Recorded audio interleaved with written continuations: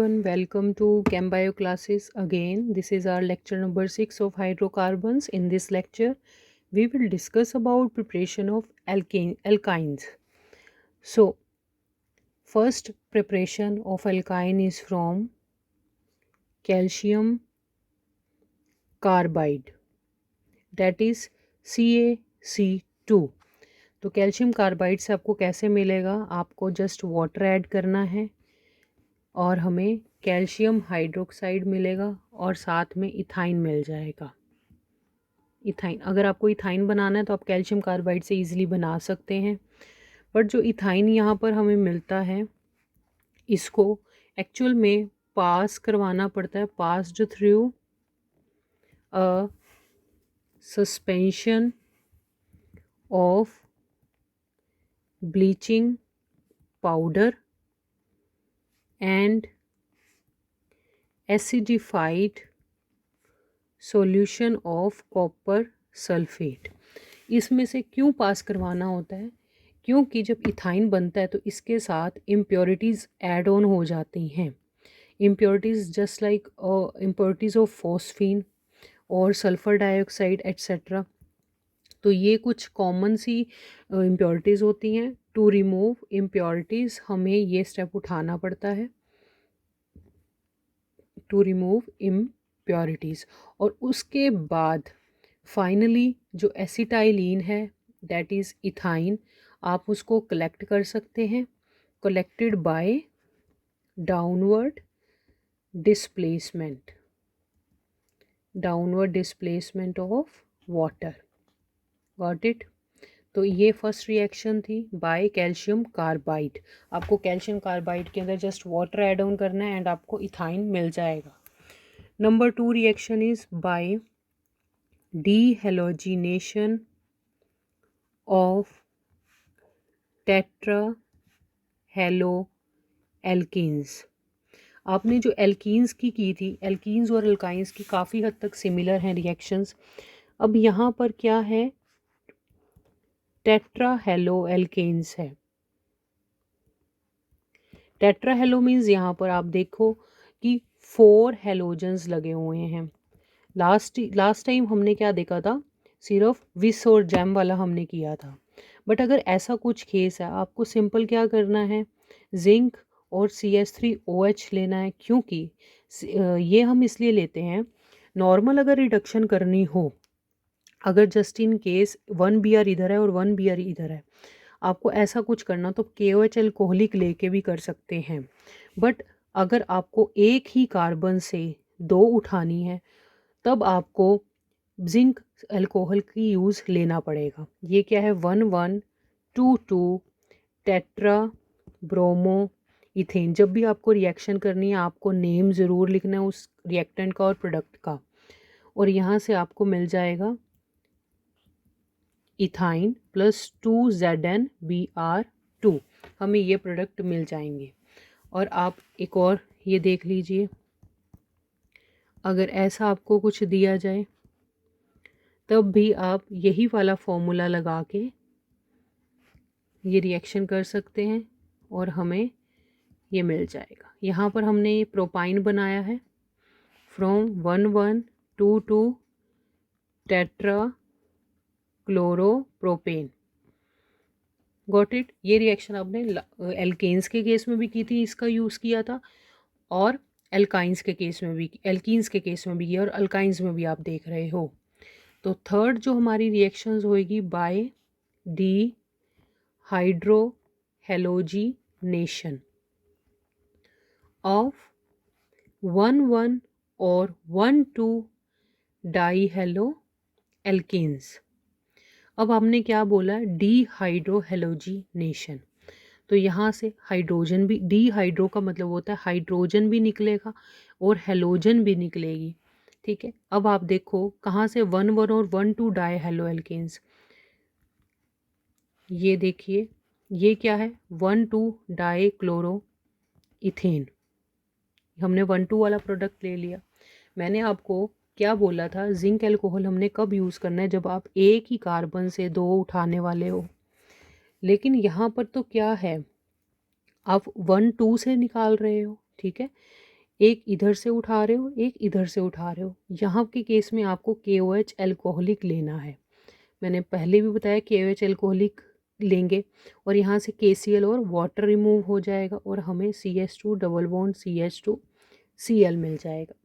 अब next step करने के लिए एल्कीन से हमें एल्काइन बनाने के लिए क्या करना होगा, ये हमें क्या मिला, 1 क्लोरोइथीन, या फिर मैं इसको बोलूँगी विनाइल क्लोराइड, यह हमें मिल गया।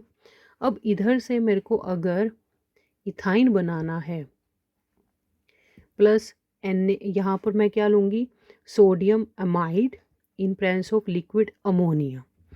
ये स्टेप करने के लिए मुझे इसका यूज़ करना पड़ेगा और हमें अमोनिया मिल जाएगा और NaCl मिल जाएगा और हमें इथाइन भी मिल जाएगा। तो डिहाइड्रोहेलोजिनेशन के लिए आपको फर्स्टली KOH अल्कोहलिक यूज़ करना पड़ेगा and then sodium amide in presence of liquid ammonia. एक और एग्जांपल लेके देखते हैं, CH3CH Br। अब यहाँ पर भी एक ही पे है। यहाँ पर अगर हम KOH अल्कोहलिक यूज़ करते हैं, यहाँ पर मेरे को एक Br में ये लूँगी और ये 2 है और एक H में इसका लूँगी। मैंने एक ही से दोनों Br का नहीं यूज़ करना KOH अल्कोहलिक के केस में। तो यहाँ पर मेरे को क्या मिलेगा, कुछ ये प्रोडक्ट मिलेगा जिसको मैं बोलूँगी विनाइल ब्रोमाइड मुझे मिल गया है। अब सिंपल क्या करना है, Na NaNH2 का यूज़ करना है और लिक्विड एमोनिया की प्रेजेंस में। तो आपको क्या मिलेगा, इथाइन मिल जाएगा प्लस NaBr मिलेगा और एमोनिया मिल जाएगा। तो ये रिएक्शन में भी आपको एल्काइन मिल जाएगा। आपको सिंपल सी ये बात याद रखनी है, अगर सेम कार्बन के ऊपर यहाँ पर और एक ही कार्बन से अगर आप निकालना चाह रहे हैं ब्रोमीन को तो आप जिंक अल्कोहल का यूज़ कीजिए, और अगर आप साइड बाय साइड निकालना चाह रहे हैं, अगर आप साइड बाय साइड निकालना चाह रहे हैं तो KOH अल्कोहलिक का यूज़ कीजिए, क्योंकि KOH अल्कोहलिक अनसेचुरेशन बीच में कर देगा, ठीक है। और साइड बाय साइड निकालता है अल्फ़ा और बीटा का यूज़ करता है, ना कि सेम कार्बन का। तो इस चीज़ का आप ध्यान दीजिए। थर्ड रिएक्शन हमारी जो होगी वो क्या होगी, बाय डीहेलोजिनेशन ऑफ हेलोफॉर्म्स। सॉरी, ये हमारी फोर्थ रिएक्शन होगी, हेलोफॉर्म्स। हेलोफॉर्म्स क्या होती हैं, लाइक CHCl3 CHI3, इनको हम हेलोफॉर्म्स बोलते हैं, ठीक है। आपने डीहेलोजिनेशन में रिमूवल ऑफ हेलोजन CHCl3 लिया, आपको इसके साथ सिल्वर पाउडर लेना है, पाउडर फॉर्म में लेना है, और आपको एल्काइन मिल जाएगा और साथ में AgCl, इसको में से 6Cl हो गए और ये आपको 2 लेने होंगे, तो ये प्रोडक्ट आ जाएगा।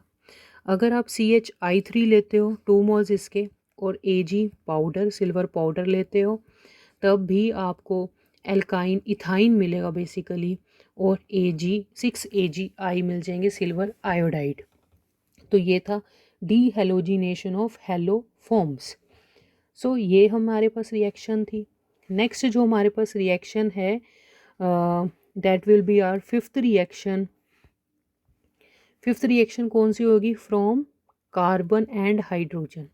कार्बन एंड हाइड्रोजन के आप अगर कार्बन सिंपली कार्बन और हाइड्रोजन को ऐड करते हो तो आपको एसिटाइलिन मिल जाएगा, ठीक है। तो ये होता क्या है, आपको कार्बन पास करना होता है, carbon pass over hydrogen steam through electric arc.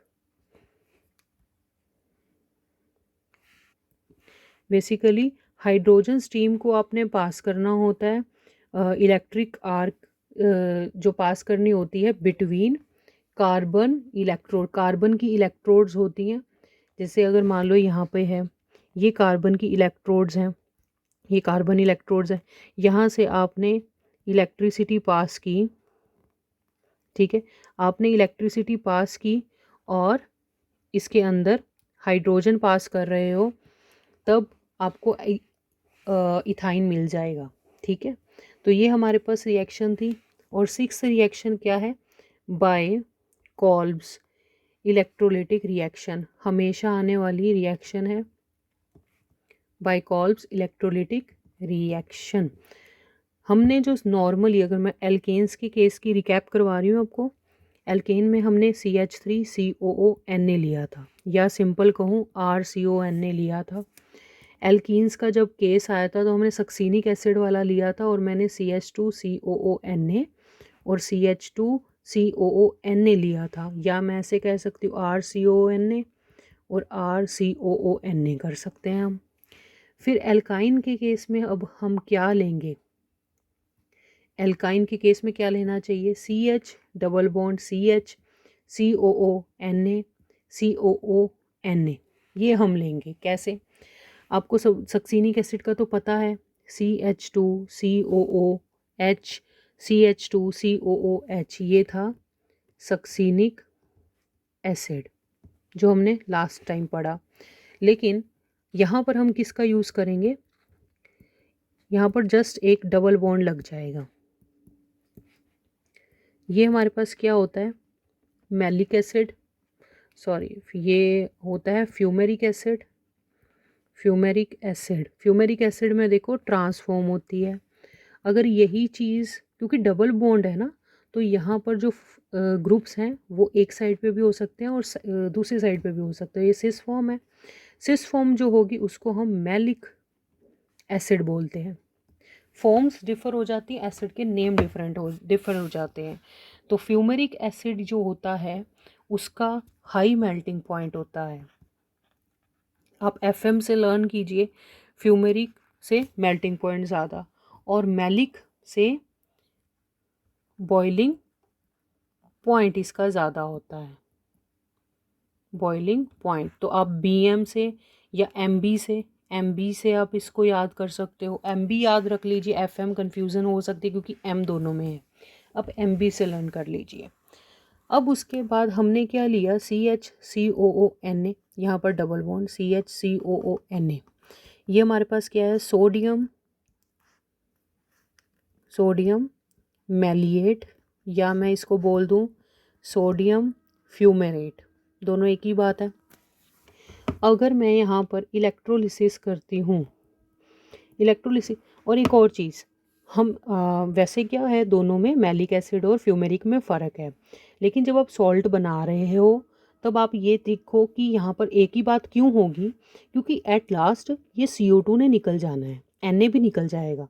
Simple हमें इसका यूज़ होगा हमारा, तो वो चाहे मैलिक एसिड हो चाहे फ्यूमेरिक एसिड से आया हो, कोई बात नहीं है, सेम प्रोडक्ट बनेगा। तो अगर आप इसके अंदर इलेक्ट्रोलिसिस करोगे, CHCO नेगेटिव CHCOO नेगेटिव ये बनेगा और 2Na पॉजिटिव बनेगा। सेम एज इट इज़, ये कैथोड पे जाएगा और ये एनोड पे जाएगा। अब आप देखो एनोड पे होता क्या है, ऑक्सीडेशन होती है, CHCOO नेगेटिव CHCOO नेगेटिव। एक चीज़ याद रखो, जैसे हम किसी को बुलाते हैं, हम बोलते हैं ओए, ओए का मतलब क्या है, एनोड पे क्या होगी, ऑक्सीडेशन। बहुत बच्चों को कन्फ्यूजन होती है। और क्लास के जो रिप्रेजेंटेटिव होता है उसको हम बोलते हैं CR, कैथोड के ऊपर क्या होगी, रिडक्शन। यहाँ से आपको याद रखना है। तो ऑक्सीडेशन कैसे होगी, CHCOO रेडिकल, यहाँ डबल बॉन्ड +2 इलेक्ट्रॉन आएंगे। अब CH डबल बॉन्ड CH और यहाँ पर COO रेडिकल और COO रेडिकल, ये टूट कर आपको क्या देगा, C ट्रिपल बॉन्ड CH, और यहाँ पर आपको 2 मोल्स ऑफ CO2 मिल जाएंगे, और ये क्या है, इथाइन।